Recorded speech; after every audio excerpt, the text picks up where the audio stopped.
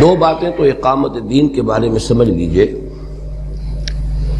اقامت دین کی جد و جہد ایک ہے دین کو قائم کر دینا، یہ اور شے ہے. دین کو قائم کرنے کی جد و جہد کرنا یہ فرض عین ہے. کر دینا کسی کے اختیار میں نہیں، وہ تو اللہ تعالی کی طرف سے توفیق ہو، تیسیر ہو، لوگوں کے دلوں میں رجوع ڈالے اللہ، ریسپانس ملے، مناسب لوگ آئیں، اسباب و وسائل جمع ہو تب ہوگا. لیکن اس کی جد و جہد کرنا فرض عین ہے. یہ اجتماعی ذمہ داری نہیں ہے، انفرادی ذمہ داری ہے. اجتماعی اس طرح بن جاتی ہے کہ بہرحال ہر کام انفرادی سے اجتماعی ہوتا ہے. ایک آدمی کھڑا ہوتا ہے، وہ دعوت دیتا ہے، آؤ بھائی میرے ساتھ، دوسرا شریک ہو گیا، جماعت بن گئی. ایک امام ایک مقتدی، جماعت ہو گئی. دو مقتدی ایک امام، جماعت ہو گئی. جماعت تو ہو گئی، اجتماعی ذمہ داری ہے. اس اعتبار سے اس کی جد و جہد کرنا یہ ایمان کا عین تقاضا ہے، یہ فرض عین ہے. البتہ کر دینا یہ در حقیقت ایک دوسرا مرحلہ ہے. اگر لوگ اسے قبول کریں گے، اگر لوگ ساتھ دیں گے، اور اس میں ہمیں بہت زیادہ تشویش کی ضرورت نہیں ہے. اس کی وجہ یہ ہے کہ ہمارے سامنے ایک بہت براڈ سپیکٹرم ہے. رسولوں کی آپ نے کہانیاں، داستانیں، واقعات، حالات قرآن مجید میں اتنی دفعہ سن لیے. پہلے رسول حضرت نوح، آخری رسول حضور صلی اللہ علیہ وسلم. ایک رسول یعنی حضرت نوح 950 برس تک دعوت دیتے رہے، کوئی ریسپانس نہیں ملی. کیا ان کا قصور تھا؟ ظاہر ہے کہ نہیں.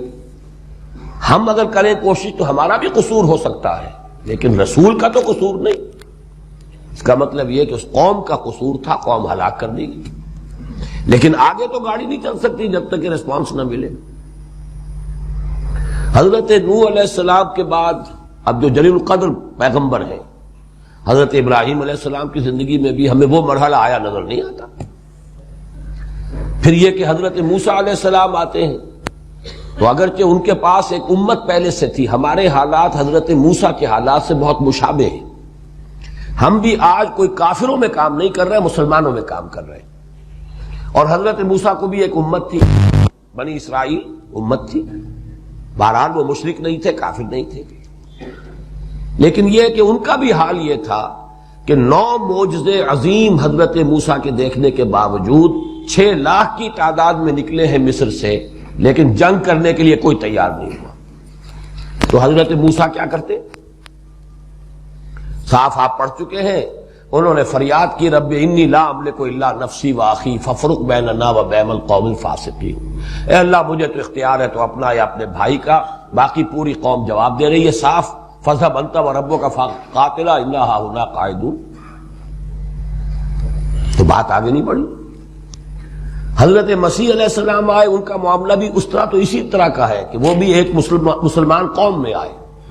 یہود پہلے سے مسلمان ہیں، صاحب کتاب ہیں، نبیوں کو مانتے ہیں، لیکن یہ کہ ان کا معاملہ بھی مختصر ہے، صرف 3 برس کی بات ہے، اور وہ پھر بہرحال اٹھا لیے گئے.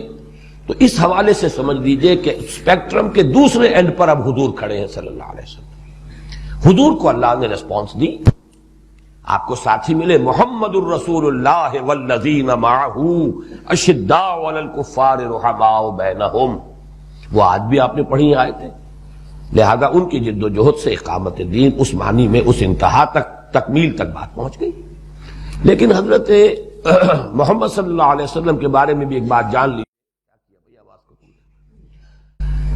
آپ کے ہاں بھی جو 20 برس ہیں ان میں سے پہلے 10 برس میں بمشکل 100-150 آدمی آئے. اگلے 10 برس میں پورا ملک بدل گیا. تو یہ حساب کتاب کی بات نہیں ہے. وہی حضور صلی اللہ علیہ وسلم، ان جن سے بڑا دائی کوئی نہیں، مربی کوئی نہیں، مزکی کوئی نہیں، مبلغ کوئی نہیں. 10 برس تک دعوت دی ہے مکے میں، اور بمشکل 100-125 میکسیمم 150 آدمی. اگلے 10 برس میں آپ کے دست مبارک سے انقلاب کی تکمیل ہو گئی. اس لیے ان تمام چیزوں سے قطع نظر کر کے ہمیں یہ سوچنا چاہیے کہ ہمارا فرض کیا ہے، اس کے لیے طریقہ کار کیا ہے، اس پر ہمیں لگے رہنا چاہیے. نتیجے کو اللہ پر چھوڑ دینا چاہیے. باقی آپ مختلف جماعتوں کا نام لے کے تذکرہ کریں گے تو بات اچھی نہیں ہے کہ میں کسی پر تنقید کروں. ایک اصولی بات آپ سے عرض کر رہا ہوں. کیا بنی اسرائیل مسلمان امت نہیں تھے؟ حضرت موسیٰ علیہ السلام کے ساتھ بھی قتال کے لیے کیوں تیار نہیں ہوئے؟ اب اس کی جواب دہی میرے ذمہ تو نہیں نا. جواب دہی جو ہے وہ تو انہی سے جواب دے سکتے ہیں کیوں نہیں تیار ہوئے. کیا بنی اسرائیل ایک مسلمان امت نہیں تھے؟ حضرت مسیح کو سولی پر کیوں چڑھا دیا انہوں نے؟ اپنے بس پڑے تو چڑھا دیا نا. یہ تو اللہ نے جو کیا بچا لیا وہ دوسری بات ہے، انہوں نے تو سولی پر چڑھایا. تو مسلمانوں کی مختلف جماعتیں کیا کر رہی ہیں یہ تو آپ ان سے پوچھئے. ہمارے نزدیک جو منہج انقلاب نبوی پر ہے وہ ہے ہی نہیں. ایک جماعت صرف تبلیغ کر رہی ہے، مذہبی تصور ان کے سامنے ہے. انقلاب کا نقشہ ہی نہیں، نہ انقلاب کا نام ہے، نہ اقامت دین کا لفظ ہے. وہ تو یہی ہے کہ بس اپنے نماز روزہ درست کر لو، کلمہ درست کر لو، اور اپنے جو ہے سنتوں کا جو ہے اہتمام کر لو، لباس میں وضع قطع میں. یہ چیزیں ہیں جو کر رہے ہیں اور اس میں اللہ کی فضل سے انہیں کامیابی ہو رہی ہے. تو جو انہوں نے اپنا ہدف بنایا ہے اسی پر کامیابی ہوگی نا. جو ہدف ہے ہی نہیں اس میں کیسے ہو جائے گی؟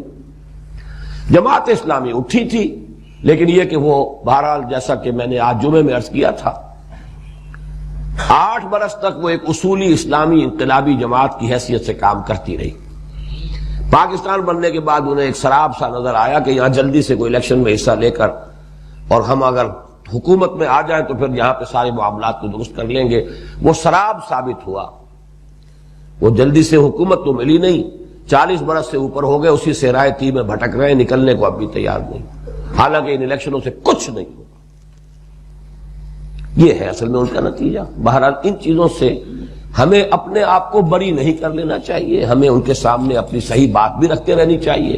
باقی ہم مکلف ہیں اللہ کے ہاں، جو بات ہماری سمجھ میں آئی ہے، جو ہم نے منہج انقلاب نبوی سے طریقہ کار سمجھا اس پر عمل پیرا رہیں.